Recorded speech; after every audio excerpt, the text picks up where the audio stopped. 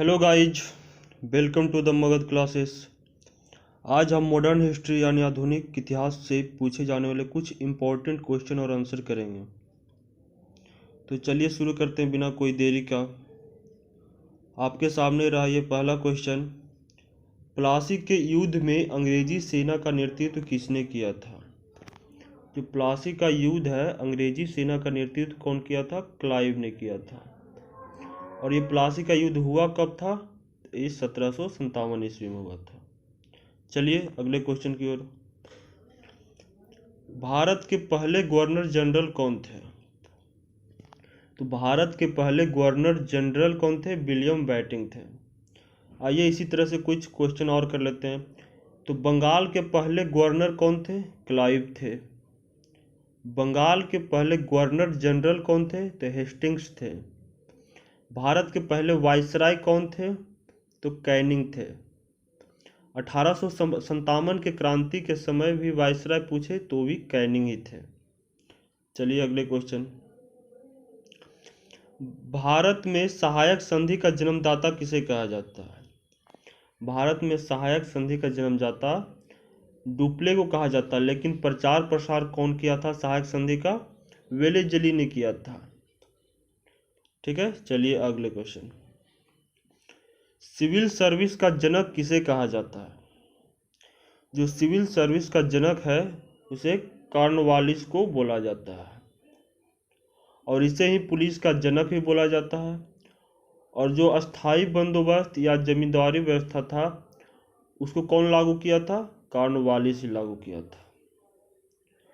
अस्थाई बंदोबस्त और जमींदारी व्यवस्था किसे कौन लागू किया था? कॉर्नवालिस लागू किया था। और सिविल सर्विस दिवस कब मनाते हैं? 21 अप्रैल को।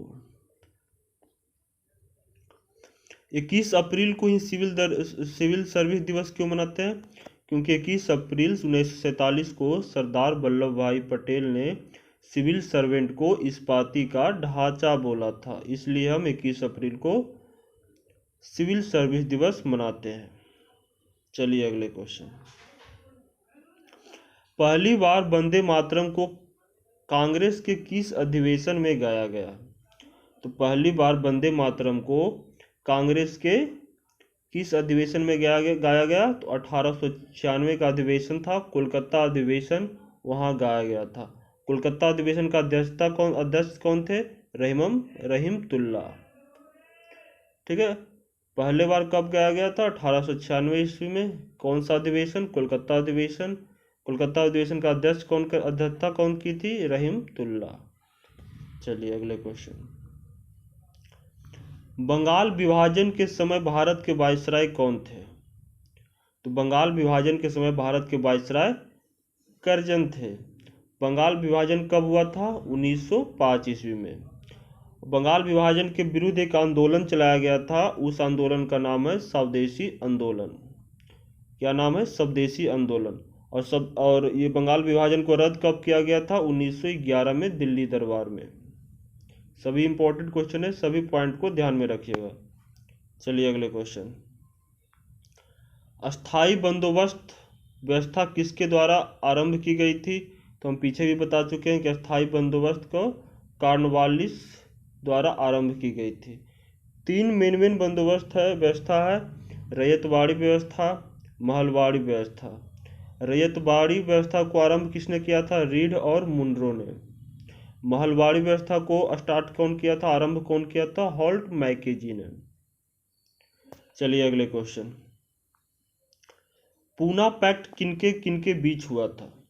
तो पूना पैक्ट है जो गांधी जी और अंबेडकर के बीच में हुआ था, और ये कब हुआ था? 1932 में हुआ था। कहाँ हुआ था? पुणे के अंदर यरवदा जेल में। पूना पैक्ट किनके बीच हुआ? गांधी जी और अंबेडकर के बीच में। कब हुआ? 1932 में। कहाँ? यरवदा जेल में। चलिए अगले क्वेश्चन। कांग्रेस की पहली भारतीय महिला अध्यक्ष कौन थी? तो कांग्रेस की पहली भारतीय महिला अध्यक्ष सरोजिनी नायडू जी थे। कौन सा अधिवेशन था? 1925 का कानपुर अधिवेशन। अब अगर पूछे भारत की पहली महिला राज्यपाल कौन थी? तो सरोजिनी नायडू ही थी। अगर पूछे कांग्रेस की पहली महिला अध्यक्ष, तो एनी बेसेंट थी। अगर भारतीय पूछ दे भारतीय महिला अध्यक्ष तो सरोजिनी नायडू, अगर सिर्फ महिला अध्यक्ष पूछे तो एनी बेसेंट। एनी बेसेंट की दो मुख्य पत्रिकाएं थी जो न्यू इंडिया और कॉमनवेल्थ थी, न्यू इंडिया और कॉमनवेल्थ। ठीक है, चलिए अगले क्वेश्चन। बूट डिस्पेच किसके शासन काल में आया? बूट डिस्पेच था जो डलहौजी के शासन काल में आया था। और कब आया था ये? 1854 ईस्वी में। बूट डिस्पेच को ही क्या बोलते हैं? आधुनिक शिक्षा का मैग्ना कार्टा बोलते हैं, ये याद रखिएगा। आधुनिक शिक्षा का मैग्ना कार्टा किसको बोलते हैं? बूट डिस्पेच को बोलते हैं। और डलहौजी के बारे में कुछ जान लेते हैं। डलहौजी के शासन काल में ही पहली ट्रेन चलाई गई थी। कब चलाई गई थी? 1853 ईस्वी में। कहाँ से कहाँ? मुंबई से ठाणे के बीच में। डलहौजी के शासन काल में ही डॉक्ट्राइन ऑफ लैप्स का सिद्धांत आया था, जिसको हिंदी में बोलते हैं बैबकेत का सिद्धांत। डलहौजी के शासन काल में डॉक्ट्राइन ऑफ लैप्स आया था। डलहौजी ने ही आउटरम की रिपोर्ट के आधार पर अवध को कुशासन के आधार पर हड़प लिया गया था। डलहौजी ने क्या किया था? आउटरम की रिपोर्ट के आधार पर अवध को कुशासन के आधार पर हड़प लिया था। चलिए अगले क्वेश्चन। भारत में पहली जनगणना किस समय की गई थी? तो भारत में पहली जनगणना 1872 में, वो भी मेयो के समय में की गई थी। अगर पूछे विश्व में पहली जनगणना कहाँ हुई थी? तो स्वीडन में हुई थी। ठीक है, भारत में दशकीय आधार पर किसके शासन काल में शुरुआत हुई थी? तो रिपन के कार्यकाल में हुआ था। कब हुआ था? तो 1881 ईस्वी में। और जनगणना किस सूची का विषय है? तो संघ सूची का विषय है जनगणना। और जनसंख्या समवर्ती सूची का विषय है। जनगणना जो संघ सूची का विषय के अंतर्गत आता है, और जनसंख्या है जो समवर्ती सूची का विषय के अंतर्गत आता है। चलिए अगले क्वेश्चन। ना अपील ना दलील का कानून किसे कहा जाता है?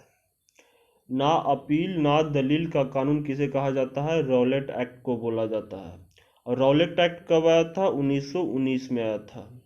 और रॉलेट एक्ट को ही क्या बोलते हैं? काला कानून बोलते हैं। रॉलेट एक्ट क्या बोलते हैं? काला कानून। चलिए अगले क्वेश्चन। काकोरी ट्रेन डकैती कब हुई? तो काकोरी ट्रेन डकैती है जो 9 अगस्त 1925 में हुई थी। कौन कौन शामिल थे? चंद्रशेखर आजाद, राम प्रसाद बिस्मिल, राजेंद्र नाथ लाहिड़ी, अशफाक उल्लाह खां, और बहुत सारे लोग थे, लेकिन मेन ये 4 थे। एक हाल ही में क्या किया गया? अशफाक उल्लाह खां प्राणी पार्क बनाया गया, जो कहाँ है? गोरखपुर, उत्तर प्रदेश में। चलिए अगले क्वेश्चन। स्वराज पार्टी की स्थापना किसने की? चितरंजन दास और मोतीलाल नेहरू ने। चितरंजन दास और मोतीलाल नेहरू ने। स्वराज पार्टी की स्थापना कब हुई थी? तो 1923 ईस्वी में हुई थी। चलिए, भारतीय पुनर्जागरण का जनक किसे कहा जाता है? भारतीय पुनर्जागरण का जनक राजा राम मोहन राय को कहते हैं। ये भी राजा का उपाधि कहाँ से आई थी? तो अकबर सेकेंड से, अकबर द्वितीय से। राजा राम मोहन राय ने ब्रह्म समाज की स्थापना की थी। 2 अखबार थे मेन, सवाद कौमुदी और मिरातुल अखबार को प्रकाशित कौन किया था? राजा राम मोहन राय ने किया था। सती प्रथा समाप्त करने में सबसे बड़ा योगदान किसका भी था? राजा राम मोहन राय का ही था। सती प्रथा समाप्त करने में सबसे बड़ा योगदान राजा राम मोहन राय का था। तंबाकू की खेती भारत को किसने सिखाई है? तंबाकू की खेती है जो भारत को पुर्तगालियों ने सिखाया था। और याद रखिएगा, भारत में सबसे पहले कौन आए थे? पुर्तगाली ने आए थे। सबसे लास्ट में कौन गए? पुर्तगाली ही गए। पुर्तगालियों का केंद्र कहाँ था? गोवा में था। भारत को प्रिंटिंग प्रेस कौन सिखाया? तो पुर्तगाली ने सिखाया। 4-5 क्वेश्चन इंपॉर्टेंट है, याद रखिएगा। तंबाकू खेती भारत को किसने सिखाई? पुर्तगाली ने। सबसे पहले भारत कौन आए थे? पुर्तगाली ने। भारत में सबसे लास्ट में कौन गए? पुर्तगाली ने। पुर्तगालियों का केंद्र कहाँ था? गोवा। भारत को प्रिंटिंग प्रेस कौन सिखाया? पुर्तगालियों ने। चलिए अगला क्वेश्चन। स्थानीय स्वशासन का जनक किसे कहा जाता है? स्थानीय स्वशासन का जनक रिपन को बोला जाता है। स्थानीय स्वशासन का जनक रिपन को बोला जाता है, याद रखिएगा। चलिए अगले क्वेश्चन। बक्सर के युद्ध में अंग्रेजी सेना का नेतृत्व किसने किया?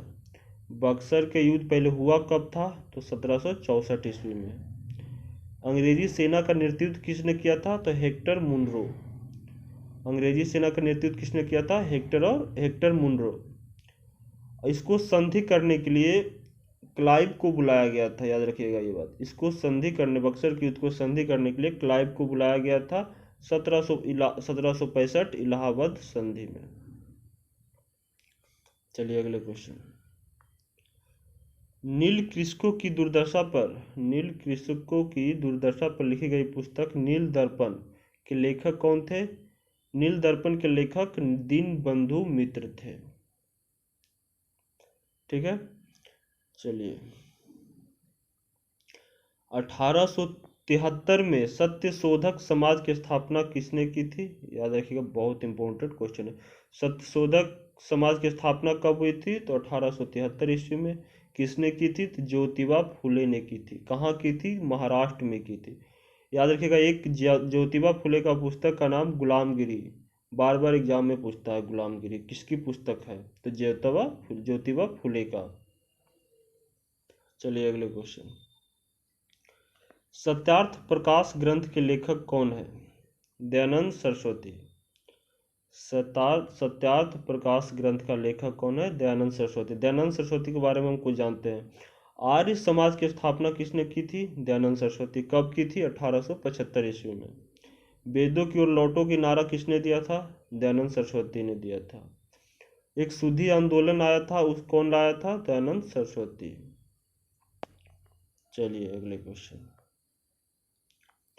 महात्मा गांधी ने कांग्रेस के किस अधिवेशन में अध्यक्षता की थी? मात्र एक अधिवेशन है, 1924 बेलगांव अधिवेशन। बेलगांव कहाँ है? कर्नाटक में। महात्मा गांधी ने कांग्रेस के किस अधिवेशन की अध्यक्षता की थी? 1924 बेलगांव अधिवेशन की।